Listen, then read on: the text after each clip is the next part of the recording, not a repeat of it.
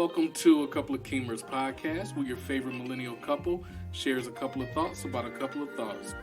Today and every day, we navigate relationships and learn to love the journey. We are your hosts, the Keemers. Ladies and gentlemen, I introduce to you my handsome, super intelligent husband, Chris. And I introduce to you my beautiful and talented wife, Francesca. Today's topic is grief during the holidays. But before we get started, we want to do our usual attitude of gratitude. And today, I will say I'm grateful for family and, of course, more importantly, my wife, because she's just really been there by my side through thick and thin, day in and day out. And, we've had a lot of rough times. It seems like the last couple of years that have been a lot, but I'm so grateful that we've had our families by our side and really allowed us to get through it, and had a great Thanksgiving with them and had some laughs, good food, and it was really nice. So I'm again grateful for family, for my wife, and just the life that we have and continuing to build on that. What are you grateful for? I'm grateful for our new car. Oh, yeah, we have a new Beep, car. beep. We got a new car. I mean, I'm grateful for all those things, too. You're such a sap. And, I mean, I don't pull as much on the heartstrings as Mr. Keemer. But I'm grateful for all of that and our new car. We got a new Hyundai Palisade, and we love it. It's a 3-row, and, in the next decade of our life, we do want to have some kids. So that will be able to carry our kids, drive them around. It's not a minivan because I'm just not there in life. I haven't even had one kid, right? So, and I never really wanted a minivan. It's kind of in my head that I just never wanted one, but we'll see what the future holds. However, at this point, our Palisade is SUV 3-row, and we love it. So I'm very grateful that we were able to find it.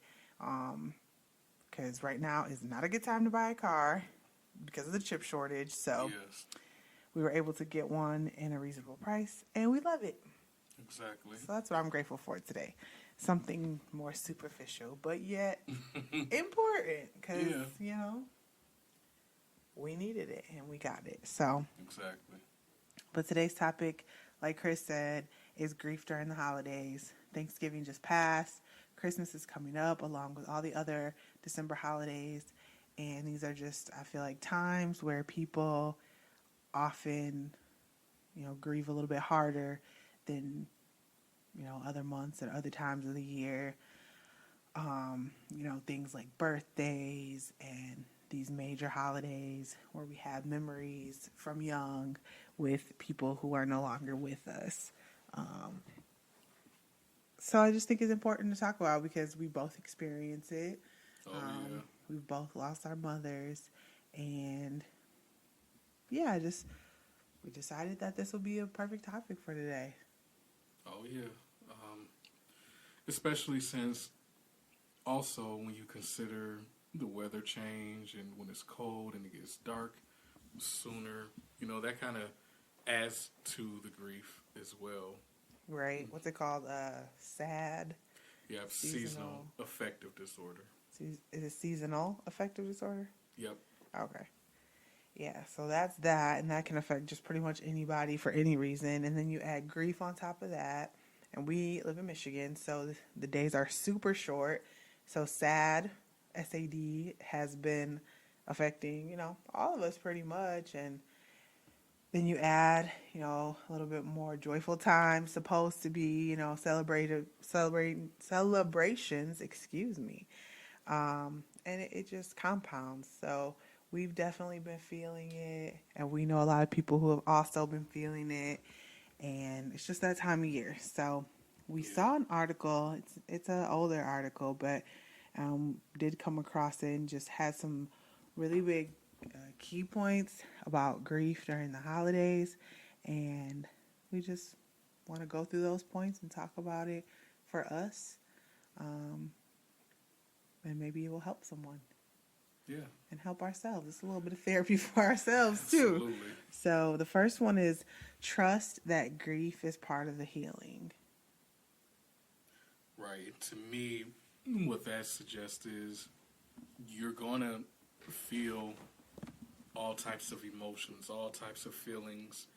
And that's part of it because the way I describe it to to clients, as well as what I learned going through therapist training, is when you lose someone, especially a parent or a sibling, whomever, when you lose someone, essentially you are severing that relationship, no different than when you're severing or cutting off like a limb or something, not to sound graphic or gruesome, but I mean, essentially that's what it is. You're cutting off that tie. So when that person is no longer alive and you see them on a regular basis, essentially you are, experiencing that pain. So for people who may think that emotional pain is not the same as physical pain, that's not really true. It's just as painful, if not even more, because you really can't, at that point, do anything much to really resolve it except for giving yourself time. So yes, grieving is a part of that process. You have to experience it and let it out. Yeah. I think for me, that was like a hard part because, as I jokingly mentioned earlier, I'm not so emotional, outwardly anyway, with how I feel and what I'm feeling. So that just kind of played a part into like me healing from my grief. A lot of times I found myself suppressing it to get through the day, which I do think is a coping mechanism that sometimes it's inevitable that it just works, but that can't be a long-term solution. No. If it's like, okay, I need to go to this doctor's appointment for my physical health, I can't be falling to pieces. I got to make it. So you might have to just hold yourself together. And I think that's nothing wrong with that in temporary doses, but like you have to trust that the grieving, the sadness, the longing, all that is part of the healing, and it's okay to feel in that way. Like we're humans, we're supposed to feel. Not to get on my soapbox, but I just think a lot of times people are like, oh, they're sad. And of course there's boundaries, no doubt. There are times when you definitely need help. But I think a lot of people are just afraid to feel anything. And they just are running to the next solution, whether it be prescribed by a doctor or self-medicating. They just don't want to feel, so they do all these things. And it's okay to feel, but obviously if it's getting to the point that it's interrupting your everyday life for a long time, then yes, you need help. But grief is just part of it, and it's okay. So you just need to trust that grief is part of the healing, and not just saying, there will be better days. Will it be 100% better? I can't answer that question because I'm only, 8 years in, which seems like a while, but in the terms of a lifetime, I'm only 32. So I can't tell you if it ever gets 100% better. From what I've heard, no, it doesn't. But it's something that you just learn to deal with as part of your life, because you have to, because unfortunately can't bring the missing person or missing persons back. And so just trust that it's part of healing, that the feelings and the grief is part of healing. So you are healing even though it doesn't feel like it in the moment, basically. That's how I took that point. Yeah. No, I agree with that because there's only so much you can do, but most importantly, as long as you allow yourself to feel what you're feeling, that's very healthy, and it's good because it shows that you're feeling it. You've had this experience, this relationship for a long time, and now that it's no longer around or there, it's changed. It's changed. I would argue that it's just changed. I don't know. It just depends on what you believe in. Mm-hmm. But I believe in afterlife. Me too. I think that's good wording. I think that's actually better wording. Yeah, it's definitely changed. And I guess initially I'd be thinking about, well, okay, yeah, the person's not present there, isn't there presently in terms of physically present, but they're still there spiritually. You know, they're just not there physically. So absolutely, it changes. You know. Well, the next thing it says set healthy boundaries, which I'm like boundary queen. Just call me Yes. boundary queen because I will set them boundaries and set them, implant them, and don't dare. Just don't try them. Please do not try my boundaries. It's not going to be pretty, and not in like a aggressive way. It's just what it is. And I think too, for myself, I'm learning to say it's okay that I set that boundary. I set it, and even though I abide by it, sometimes I still struggle with like, dang, was that the right decision? And I'm like, yes, that's your boundary, and it's okay to have it. And especially when that person knew your boundary and they still pushed it, or you told them after they pushed it and they still didn't want to abide, you got to do what you got to do. Stay by your boundaries. So set healthy boundaries. I think the key word there is healthy, because you can set unhealthy boundaries. And I think that some of that just comes with time, like experience, seeing that, ooh, maybe that was a harsh boundary and it actually didn't serve me or the person well at all. Right. And that just comes with experience. Yeah, just because if you lose someone, for example, like when I lost my mom, and some people may want to ask me certain questions about her life or things that she's done.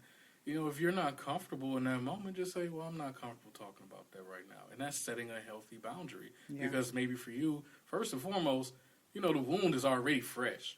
You losing your parent, or whatever, and like I said, for me, losing my mom was like, oh my God, this was horrible. So if people are asking you these things or something else, like it's okay to say, I'm not comfortable with that. Yeah. And when it comes to the holidays, there's a lot of tradition that's involved, and there are just things that change when people pass, especially if they were kind of the glue, so to speak, of the holidays. It just changes the dynamics. It at the very least is an empty seat at the table, and that could be hard enough. So during the holidays, setting those boundaries, doing what works for you, if you're not comfortable, like, don't feel completely bad about sitting out if you don't want to sit out, if you don't want to go to the dinner or whatever your family does. Now, I will say, be careful with completely removing yourself. Sometimes it just may be kind of in your head, and when you get there, it might actually lift your mood. But if you're just dead set on, everyone's situation is different. I don't know what your family dynamics look like or whatever. If like, I could only stand that situation if my mom was there. And if I know that if she's not there, I wouldn't enjoy myself. Then, it's definitely something you might want to walk away from. I'm trying to think for myself. I don't know if there was any boundaries that had to be set. Personally, I can't think of a personal boundary. I mean, for the holidays. Oh, I know other boundaries, but we're talking holidays here. So, just don't overcommit yourself. I do. I take that back. So I know it felt like, before my mom passed, it was just like, I did holidays with her, whatever that looked like, whatever me and her decided was going on, that's what happened. But then I felt kind of like a loner, and I had a lot of invitations, and it was a little bit overwhelming, and I had to just decide what I was going to do, whether it was house hop, and if I had so many at one point that honestly I wouldn't have been able to do them all. They were just conflicting. So just setting the boundaries of like, it might be too overwhelming to go to all of them, but set the ones that I am and just decline and say, oh, thank you. Thank them for the invitation, and just say, I'm not going to be able to make it. I did commit to another one, but thank you so much. Maybe do it the day before. Like now, since we've been married, I do with my dad the day before, and then we go with his family the day of, and it works. So just deciding if you have a partner, just decide how you guys are going to do it. Yeah. And just set it ahead of time. You know it's coming. Holidays are one of those things. You know they're coming. So, you know, but sometimes the memories are too painful if certain things are going on. So, if there's going to be, I was reading this paragraph, it said something like if attending a tree lighting ceremony, it might not even have to be like the actual holiday day. If maybe some friends are going and you and your mom or dad or whomever used to do it, and you're just like, I'm gonna sit the tree lighting out, but maybe we can go shopping the next day or something like that. So don't feel pressured to relive those memories that just might be too painful, and you just kind of want to cap them off and say, I'm not really going to participate in that anymore, but I'll participate in the other, because you don't want to just isolate yourself completely from any of the things. So that would be my personal thing, because I am susceptible to isolating myself, and it's just best to not completely, but definitely sit out of certain things. So just focus on what you can control. Oh yeah, now that's huge. I know sometimes I have my moments where I struggle with focusing on the things that I can control versus what I can't. I'm trying to think of something specific though. Well, I know it came to mind for me. What's that? I was reading a little bit of the paragraph here from the article. It's just saying things like, Christmas music in a waiting room. If Christmas music is one of your triggers for grief, but you can't really control that. You can't stop people from playing holiday music. You can't stop it from showing up on the commercials. You just really can't. So, maybe if someone has holiday music playing in the car, you might not want to snap at them. They're not intentionally trying to trigger your emotion. But if it does, just speak up and say, hey, I'm not trying to be a Grinch or anything, but that does bother me. Can we just listen to regular music while I'm in the car? Right. Once again, that's kind of a boundary, as well as focusing on what you can control. And, if that person's not willing to do so, then you just know that they don't respect your boundary. You can't control that they're not respecting it, but you can remove yourself. You can remove yourself from the situation. So just try not to overly, try to control and dictate what's going on, because you can't. No. But focus on what you can control versus what you can't. Things like that. Yeah. And I think that's a great example, though. And it says, life goes on for other people, and that's okay. And I know that's sometimes hard to, think, because I remember feeling that way, too. Everyone's just continuing on. Everyone's just acting like, this just didn't happen. And you also have to reflect on yourself. We've all known somebody to lose somebody, whether it was one person or we have endless lists of them.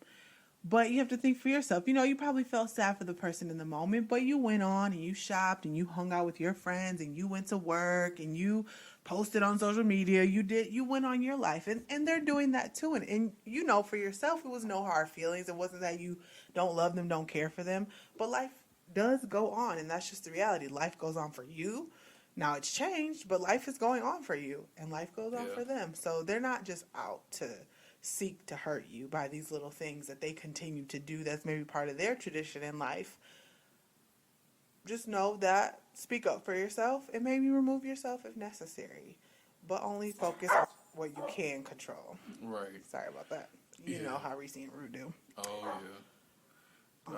yeah. Because I remember when my mom first died, I remember looking around and seeing other people, even after her service, and spending time with people who came over to support. It's like, life is still going on with them, chit chatting, laughing, carrying on, and I was trying to, but it was definitely a huge struggle. Then I had to remember,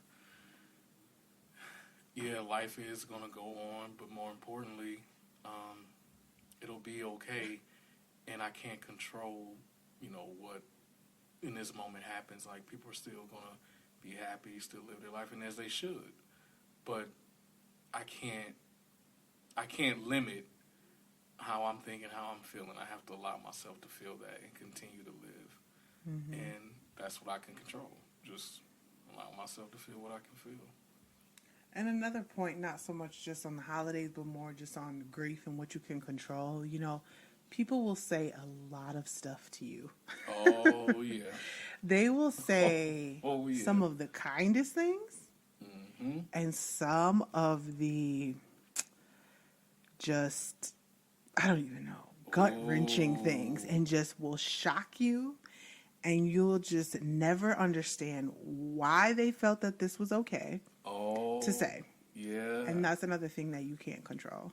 Nope. So yes, have the emotion, feel it out, be angry, be upset, but don't focus on it. Have your moment in that moment, but don't stay in that moment.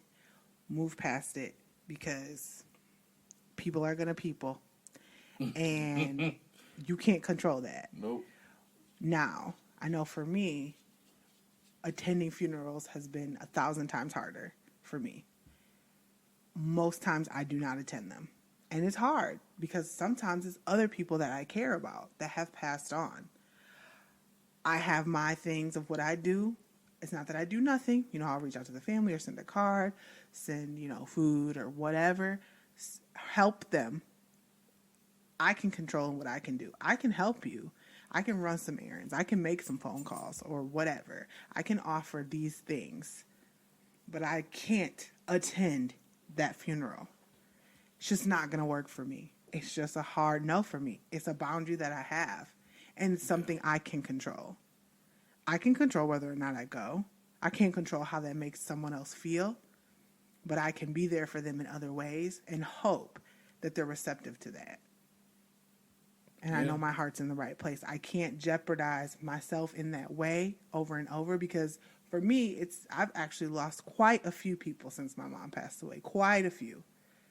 And it's just it took a few to say, no, I can't keep doing this. I just can't. I can't keep attending these funerals. They're just too hard. I don't recover well. I don't do well when I'm in that environment. I just don't. So I do what I do. I'll attend the family hour sometimes. I'll stay for 10 minutes. I'll, let them know I'm there for them in that way, but I just can't do funerals no more like that. I go to very, very, very few. Very, very, very few. So that's something I can control, and I do. And that also blends in with boundaries. But you can't control what people say. No. And you can't control what people do either. Mm-mm. And that goes for the holidays. And there's just a lot of triggering, Christmas songs and all type of things. Social media, people's posts on social media, being happy with their families or specific members of your family, like, mothers, at least for us, that's who we lost. But for other people, it's other loved ones. And it's just like, it's hard. It's hard. And it's hard to see somebody maybe even bad talk their mom or talk, say something just negative. And, it's just like, but you also have to respect their human emotion. They haven't experienced the loss of a mom. And you might want to just, shake them and be like, yo, that's not cool. But it's their reality. Their reality is that their mom's still there, Mm-hmm. And you can't control what they say and feel and do. And you just kind of got to let people live their life. I'm not trying to say you can't ever say anything, but don't make it your life duty for them to understand, because it's nothing. There's nothing that you can understand until you actually deal with it. And then after you deal with it, it's also personal to you, because just not everyone who loses their mother experiences the exact same set of emotions. And you don't experience the exact same set of emotions for each person that you lose either. It's different every time for every situation. And, these things can trigger when you see people say even the slightest negative thing about their mom. And they're allowed, though, but they're allowed that. They're allowed to be tired of their mom if that's what's going on. They're allowed to be upset with their mom if that's what's going on. They're allowed that human emotion. But, as someone who's lost their mother, it's hard to see that. Yeah, because this will definitely continue to be a work in progress for me when I see people badmouth their moms on social media or hear something, maybe in person at a store or something, and someone yelling at their mom, "I hate you," or something like that, and it takes a lot for me to be like, don't react, because that's none of your business, and everybody's relationship with their parent in that moment in time, that's their reality, and you have to respect that. But it's definitely been a work in progress for me with that, because I can remember not always getting along with my mom, but I just know that even though that was the reality at that time, I just know, like, everybody's situation is different. I can't make it what's true for me true for them. I can't do that. Mm-hmm. Because that's not the reality. Nope. So, another one I think I kind of mentioned in a little minute ago was planning ahead. You know that the holidays are coming. You know these things are happening. So, it might just serve you to sit down, take some time, know what you want to do, and start to make the plan. If you know you want to go to that one person's house and not anyone else's, maybe reach out to them. Or, deny other ones if they reach out to you first, or say, let me get back to you or something. You have a plan so that, you are best prepared for what may come your way. Obviously, you don't know everything. You might get a curveball invite or a curveball situation, but the time is coming, and just be ready. And if you have a partner, husband, wife, significant other, whomever that you do the holidays with, talk with them about it and come up with a plan for the both of you that you can agree upon, or a tentative plan in how you want to attack the holidays. So I think that's good too, to just kind of keep anxiety down too. And you can just allow yourself to feel the emotions that you're feeling, not so much intermingled with all the other hoopla that's going on. Yeah. And that way you don't have to ruminate on it, like, oh, I know this is coming. Oh, Mm-hmm. I mean, it can ease some of that. Yeah, because once okay, it's October, I know Thanksgiving's coming up, I know Christmas is coming up after that, I know all these different people and things that are the type to, like you said, trigger you. Like, you just prepare yourself as best as you can. Mm-hmm. The article says that maybe driving yourself so that you have an escape plan, so that when you're ready to leave, you can just leave. Yeah. Or have someone that you trust, that you go with, that's going to be willing to leave when you say, hey, it's time. And if you have that person or not, and just kind of do with that so that you never feel stuck. That will alleviate some of the anxiety of just getting in there, like, oh, I know if I go with this person, they're not leaving till midnight, and I don't want to stay that long. So just, if you're able to, take yourself. Or once again, have that conversation with that trusted person. Right, or have an Uber, whatever it may be. Yeah, Uber. Just depends your situation. Yeah, and just make sure that it's a conversation that's taking place and you get it established, so that way everybody knows the situation. We have that agreement, and then you just do what's necessary for you, because at the end of the day, it's about knowing and understanding what's right for you, what's true and good for you. Yeah. So plan and execute. Yeah. It's going to help ease some of what you're already experiencing or what you may be anticipating. The next one, because how many? It's 9 of these. This is number 5. Allow yourself to feel a range of emotions. It's kind of a repeat one, but just allow yourself, is saying, experience the joy and guilt or sadness, that those all might happen in the same hour. Or just a matter of minutes. So just allow yourself to feel the emotions. Don't judge yourself. Don't be hard on yourself. Oh, I shouldn't feel this way. Oh, I'm crazy. Oh, I'm unstable, or whatever other negative stamp you want to put on it. Just know that you're just human, and this is what you're feeling, and it's okay. Exactly. Once again, the warning comes when it's super long It's going on for a very long time to the point that you can't function in everyday life. Yes. Then that's when you need to seek some help for sure. And you can always, if you're not sure, just seek help, get professional opinion. Is this something that I should be worried about or not? It's okay to do that too. Oh, yeah. Either one. Number 6 is find a way to honor your memories. I love this. Because I'm still working on it. For me, I've never honored in the same way every year. Some years I didn't. I took the point of I just didn't want to talk about it. And I think that's okay too. I didn't want to talk about it. I'm like, everyone knows. It's not news. It's not brand new news. Everyone that's important to me knows. We don't need to keep beating it over the head. For me, I just wanted to like move on, like as much as I could, because bringing it up didn't help me. I'm not trying to say that's not for anyone. Some people need that, need the reminders, need the memories, need to marinate it, and need to hear it over and over. It brings them comfort. For me, it's like, I have that. It's mine. I'm capable of taking care of myself in that way. I don't want to talk about it all the time. I don't want to hear their name every day. I don't. Like, I'm already dealing with it. And that's my way. Yeah.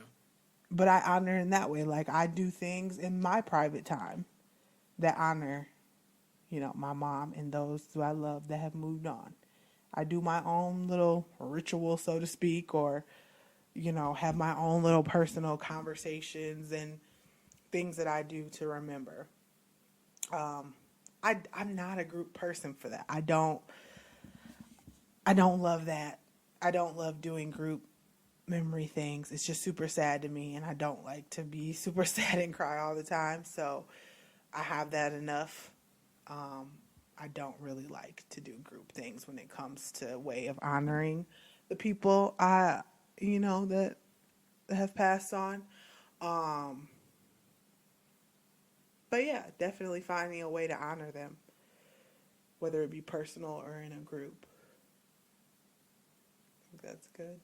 Yeah.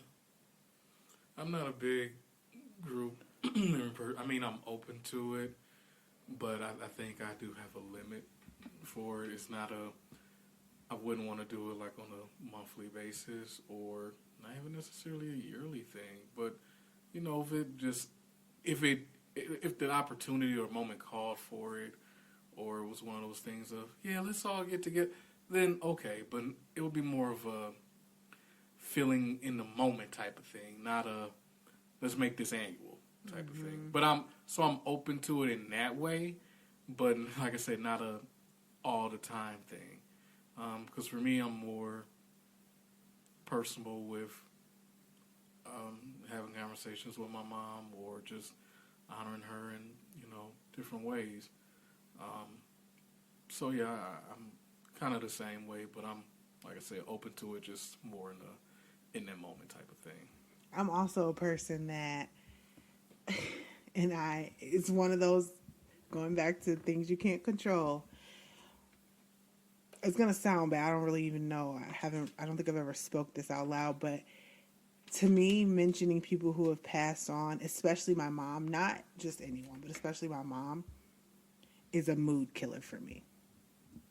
And I'm just being honest. Like, it's like, why do we have to talk about her? She's not here. I'm not happy that she's not here. Why are we talking about her? But I can't control that, because I also have to realize that she was somebody to many people, not just me. I probably knew her some of the least out of everyone that knew her. As far, not the least, but longevity wise. She had me at 42. A lot of people knew her way before I was born, you know what I'm saying? Like family and friends. And so they have tons of memories with her, and they love her too. So I had to learn to respect that. I mean, I never lashed out or anything, but it will bother me. And I'm not going to lie, sometimes it still bothers me. I'm just like, do you have to bring that up? Like, she's not here. Like, why do we have to make this sad? But not for everyone does it make them sad, So if it gets too much, I'll definitely speak up. But if they just talk about it for 5-10 minutes, I'm not going to try to hush them and shush them. I just participate minimally in the conversation until it goes away. That's just kind of my thing. But for some people, talking and reliving these memories is their way of honoring, so it's just everyone's different. But just find your way. Yeah, I think for me, it just depends on the context of what's being said. If it's something like a song that I knew that my mom liked, like, oh yeah, I remember she did. For me, that's okay. But if it's, I don't know, if it's just random or you just purposefully went out of your way just to tell me certain memories and things like that. Like, on one hand, I'm like, oh, that's nice to hear, but then it's like, okay, why did you just randomly bring that up? And I'm already, missing my mom. She's not here, so what's the point? So I think for me, it just really depends on the purpose or the reason behind bringing it up. Like I said, if it's something specific that I knew that she liked, and it just came up in the conversation, like, okay, fine, that doesn't bother me. But when it's just random, you wanted to purposefully tell me that alone, okay, then I start feeling more like, then I start thinking about her even more, start missing her more, type of thing. Yeah. It's a hard balance that, for me, I can't be like, this is the balance I need. You just never know. It varies from day to day. So it's just one of those things. The next one that they have, which is number 7, is create new traditions, or altering old traditions to maybe fit the new phase in your life. Yeah. I think this is important. Oh, yeah. But it's not easy because it just depends on the family you come from. Yeah. If you've had the same traditions your entire life, this can be very hard. I think for my situation, my mom was sick many, many years before she passed. So we had already altered traditions because we had to, just because of her physical state. And I heard someone say once, like, when your parent is ill, or anyone, but we're talking parents here, when your parent is ill and it changes who they are, you actually start to grieve them before they pass because you're grieving the person that they were. Yep.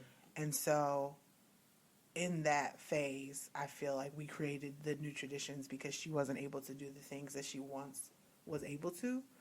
So yeah, you can get creative, as the article says, and do something a little out of the ordinary, something you normally wouldn't do. Maybe downscale it a little bit from what you normally do, but it's not less significant. It's just different, and it's still a celebration. Instead of just tossing the whole celebration or tradition altogether, maybe create one in lieu of.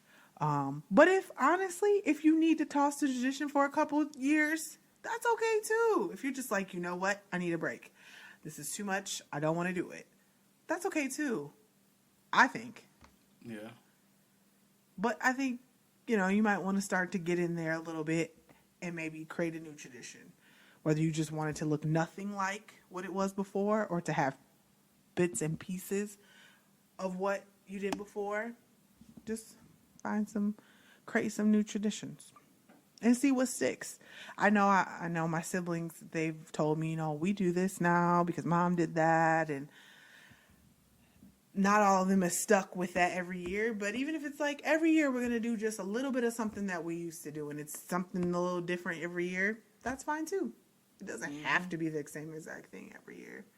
Just maybe something incorporated that you've done, that you did before in the years, in the tradition. So, yeah. I can see that, because having traditions, and then when your parent or someone that you love, or loved one or relative dies, then it does change the dynamics of things. But it also, it can be hard, like when you said, when you're used to doing something or some things, whatever those traditions are, for so long, it can be really hard. Like I said, for me, we always go to my aunt's house for Christmas. But, it just felt odd the first time when my mom wasn't there. I mean, we still have that same tradition, but, it just feels weird. So I think adding something new or doing something a little different, I think it's healthy, but it also, I think it also is necessary for you to continue to enjoy what you enjoy, but also keep the memory of that person alive. Mm-hmm. You know? Yeah. Well, number 8 says, do something kind for others. Just make a note. Maybe, for this has the example of donate gifts to families in need, serve meals at a soup kitchen. But see, for me, I guess it didn't click because we've always just donated and done something kind for others. I was in Girl Scouts and my dad donated a lot to just a lot of Salvation Army and just everything. So doing something kind for others during the holidays. Not to say that this isn't important to the topic at hand, but you can do that all the time. You don't have to wait till you lose somebody to do that. Right. Help someone else celebrate their holiday, and you see it all over TV and all that stuff. The pressures of what the holidays should include and the commercial of it all. Mm-hmm. Brings a lot of pressure and the gifts and jeez, just everything. But it's never a bad time to do something kind for others. And the holidays would be a perfect time because it's usually a time of gift giving. So, Yeah. But I think the point from the article is just saying, it can help relieve maybe some of your sadness by seeing other people spirits lifted by maybe an act of kindness that you did. Exactly. I don't think that's a bad idea. No, not at all. Ever, whether you lost somebody or not. Because it'll help you take your mind off of what you're experiencing and then know, dang, someone else is going through some stuff, whether it be similar or the same or even something totally different that you might feel is much worse than what you're experiencing. It's man, that's crazy. It grounds you. Yeah. It grounds you in a way of like a human experience. We're all going through something. And I'm not the only one going through tough times, which sometimes that can just help you. Okay, they're making it through, I can make it through. Yeah. I'll help them, and hopefully someone has or will help you. Oh, yeah. Well, the last but not least, ask for help. Whew. That one, hard for me. Hard. So it's been kind of harder for me since my mom has died, but before I probably would say oh, that's not too hard for me to ask for help when I need it, but yeah, since she's passed, I'm ooh, that's gotten harder. Mm-hmm. Just asking for help with your struggles, and if you just don't have anyone or don't trust anyone or just too shame in the moment or too apprehensive in the moment, there's always professional help. Yeah. I was quick with that one. I was quick to get professional help because I don't know. I was just led to do that, and I don't regret it ever. I think it was the best decision I ever made. It was my first time getting counseling, any type of therapy, and I went less than 6 months than my mom passing away, and it was the best thing I ever did. So don't be afraid. Do not be afraid. And if that's not really your route, getting therapy, even though I would strongly encourage you do it if you're able to. I do know it can be a luxury. It can be hard to come by, depending on your situation. Talking with someone, an elder, or someone that's trusted, a mentor, whomever, it's just a good idea to have a sounding board of some kind that's trusted. Yeah, and even with mental health, having someone who doesn't know you, doesn't have bias towards you or knowing your situation and things like that actually is beneficial because they can give you a perspective that maybe you hadn't considered, or they can be a source of comfort to you, even though it may sound like, oh, that's a stranger, how could they? But you just never know, because they could be that ear and that voice that you may need in that moment. Yeah. That you really need to talk with somebody. Yep. And I know, just like going to people going to professional counselors and therapists, just might not always be the best fit. And it can be a little taxing to be reaching for help and it not be exactly what you're looking for. But don't be discouraged to try another counselor, to try another therapist, just as you would as if you went to a friend and it didn't really work out the conversation. You might talk to another friend about it. We do that all the time. Let's be real. Same with the counselors, same with the therapists. Just give it a try. Give it a few tries. When you have the energy, when you have the strength, when you have the mental capacity to do so, it's definitely worth it. And from my experience, I would just 100% hands down recommend it. And that's not biased on being married to a therapist. That's on personal experience. Many years before I met my husband therapist, I would have said the same thing. So that's that on that. Okay. I agree with all those points. Yeah, but grief during the holidays is truly, truly hard. But I do think it's important to make sure you take care of yourself and take care of your mind, your bodies, your emotions, and just allow yourself to experience it, because that is overall part of this process. Yeah. And so what are some traditions that you guys do, whether you've lost someone or not? What are some that you do that you've carried on, that you did through childhood, that you do now, or maybe ones that you do now because of losing someone close to you that was a vital part of your holidays? Just share your traditions with us during this holiday season. We'd love to hear about those, and anything else from today's podcast that you feel so inclined to comment on, please let us know. We love to hear from you. Yeah, like what are your boundaries? What are things like, you do to help yourself?